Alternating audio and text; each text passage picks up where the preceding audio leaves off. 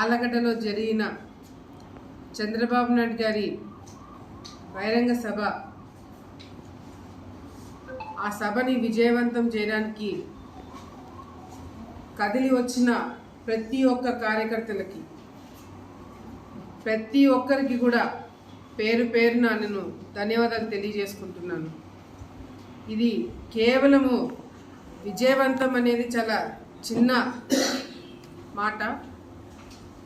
మళ్ళీ చంద్రబాబు నాయుడు గారికి పాత రోజులు గుర్తు తెచ్చినారు, భూమా నాగిరెడ్డిని గుర్తు తెచ్చినారు అని చెప్పి ఆయన మాట్లాడుతున్నప్పుడు చెప్పినవి వింటుంటే నిజంగానే మా అందరికి కూడా చాలా గర్వంగా అనిపించింది. కేవలము ఆలగడ్డ కార్యకర్తలే కాకుండా మిగతా నియోజకవర్గాల నుంచి కూడా కార్యకర్తలు రావడం జరిగింది, నాయకులు వచ్చినారు. ప్రతి ఒక్కరికి కూడా ధన్యవాదాలు తెలియజేసుకుంటున్నాను. మిగతా జిల్లా నాయకులకి, జిల్లా ఇన్ఛార్జీలకి, ప్రతి ఒక్కరు కూడా నేను ధన్యవాదాలు తెలియజేసుకుంటున్నాను. మీరందరూ కలిసి రావడం వల్లనే ఆలగడ్డ ప్రోగ్రాం విజయవంతం అయిందని చెప్పి కూడా సందర్భంగా తెలియజేసుకుంటూ, మొన్న ఆలగడ్డలో మాత్రము ఒక పండుగ వాతావరణం కనిపించింది. మేము మాట్లాడేటప్పుడు సార్కి ఫోటోలు చూపించినాం.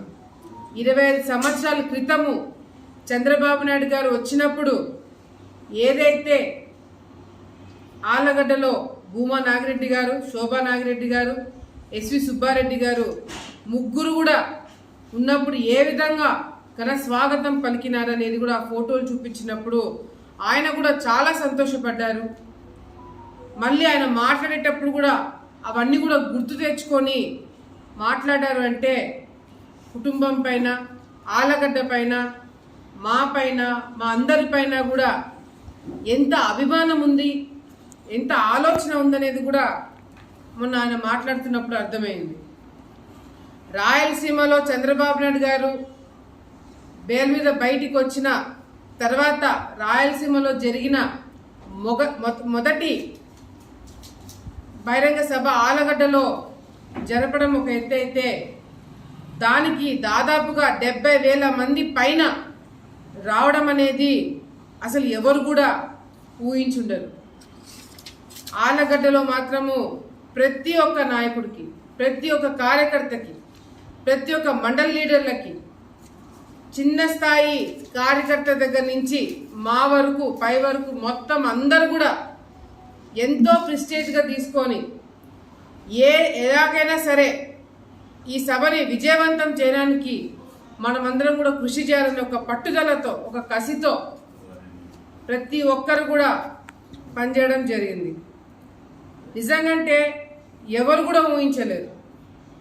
మహా అయితే ఒక 30,000 మంది, అది కూడా రావచ్చు అది ఇదని చాలామంది కమెంట్స్ చేసినా కూడా వాళ్ళందరూ చెప్పిన మాటలకి ధీటుగా ఎక్కడొస్తారని ఇంతమంది కార్యకర్తలు ఇంతమంది కదిలి రావడం ఏ పార్టీకి, ఏ నాయకుడి వల్ల సాధ్యమవుతుంది?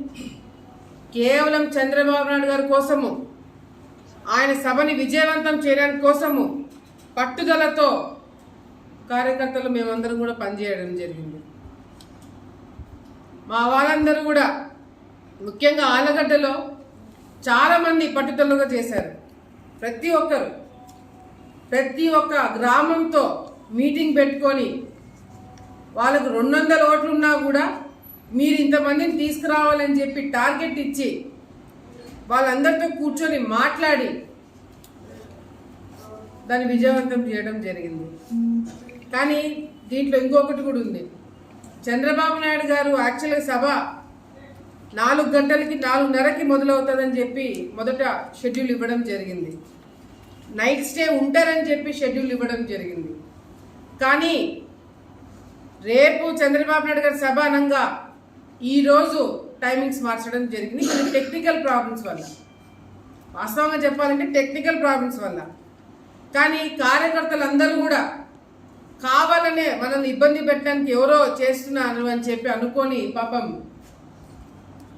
ప్రెస్టేజ్గా తీసుకొని, ఎందుకంటే 4 గంటల కంటే అందరూ భోజనాలు చేసుకొని ఇళ్ళకాడ నుంచి మామూలుగా అయితే బయలుదేరుతారు. కానీ ఆయన 2 గంటలకే వస్తారు అన్నప్పుడు భోజనాల ఏర్పాట్లు ఎక్కడ అనుకోలేదు. తక్కువ అవుతాయా ఏంటని మేమందరం కూడా చాలా కంగారు పడ్డాము. కానీ ప్రతి ఒక్క మండలం నుంచి ప్రతి ఒక్క నాయకుడు మా ఊర్లో మేమే భోజనాలు పెట్టుకొని బయలుదేరుతున్నామమ్మా, నువ్వు ఎటువంటి టెన్షన్ పెట్టుకోకు, సారు దిగే టైంలో మేమందరం కూడా భారీ స్థాయిలో వస్తామని నా కార్యకర్తలు నాకు మాట ఇచ్చినారు. మాట మీద నిలబడి భారీగా రావడమే కాకుండా మళ్ళీ శోభా నాగిరెడ్డి గారిని భూమా నాగిరెడ్డి గారిని గుర్తు తెచ్చేలాగా కార్యకర్తలందరూ పనిచేయడం అనేది నాకు తెలిసి ఇటువంటి అదృష్టము ఇంకొకటికి ఉంటుందో లేదో తెలియదు, కానీ నాకు మాత్రము ఆ అదృష్టాన్ని నా కుటుంబంకి దక్కింది అంటే అది కేవలము కార్యకర్తలు నాయకులు పెట్టిన భిక్ష అని చెప్పి చాలా స్పష్టంగా అర్థమవుతుంది. మొదటిసారి ఆలగడ్డలో బహిరంగ సభ ఏర్పాటు చేయడము నా కెరియర్లో మొదటిసారి. ఎన్నో నేర్చుకున్నాం. రేపు పొద్దున వచ్చే రోజుల్లో చంద్రబాబు నాయుడు గారు కానీ లోకేష్ అన్న గారు కానీ ఆలగడ్డ ప్రాంతంకి వచ్చినప్పుడు ఇంకా భారీగా ఎటువంటి చిన్న చిన్న పొరపాట్లు జరగకుండా అన్ని జాగ్రత్తలు తీసుకోవడానికి మేమందరం కూడా ఇప్పుడు నాయకులందరం కూడా సిద్ధమైనామని చెప్పి మరొకసారి తెలియజేసుకుంటున్నాం. వైఎస్ఆర్సీపీ నాయకులు చేసే అరాచకాలు కావచ్చు, వైసీపీ గూండాలు రౌడీలు చేసే దౌర్జన్యాలు కావచ్చు, ఈరోజు ప్రజలందరూ కూడా చిరాకు వచ్చేసింది, విసుగు పుట్టింది. తప్పకుండా మళ్ళీ చంద్రబాబు నాయుడు గారి నాయకత్వం రావాలి. రాకపోతే అసలు భవిష్యత్ అనేది రాష్ట్రానికి ఉండదని చాలా స్పష్టంగా ప్రజలందరూ కూడా నిర్ణయం తీసుకున్నారు.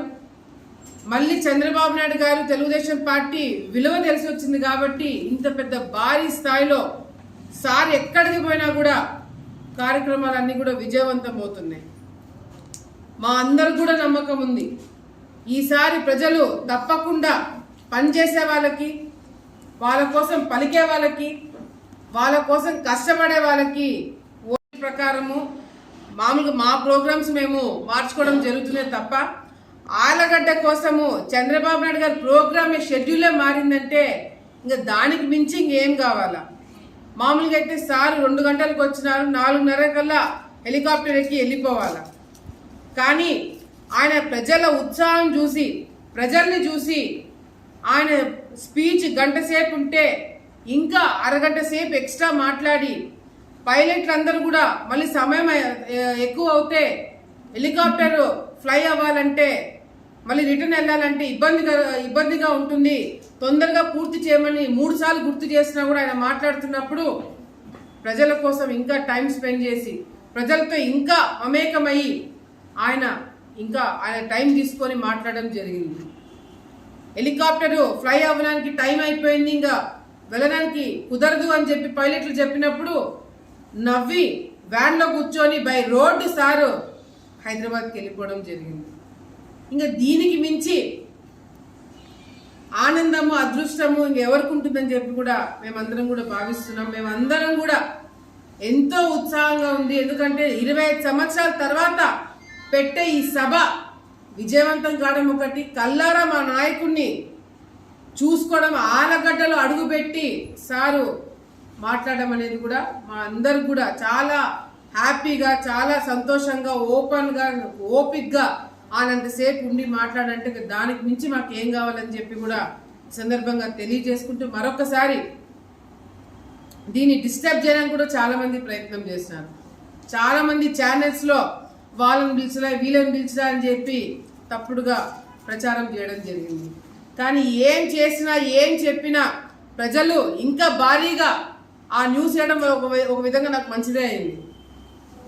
ప్రజల కార్యకర్తలు అందరికీ ఇంకా కసి వచ్చింది, ఇంకా పట్టుదల వచ్చింది. దీన్ని ఇంకా విజయవంతం చేయాలని చెప్పి తప్పుడుగా వేసిన న్యూస్ల వల్ల ఇంకా 5-6 వేల మంది ఎక్కువే వచ్చిండారే తప్ప ఎక్కడ కూడా తక్కువ కాలేదు.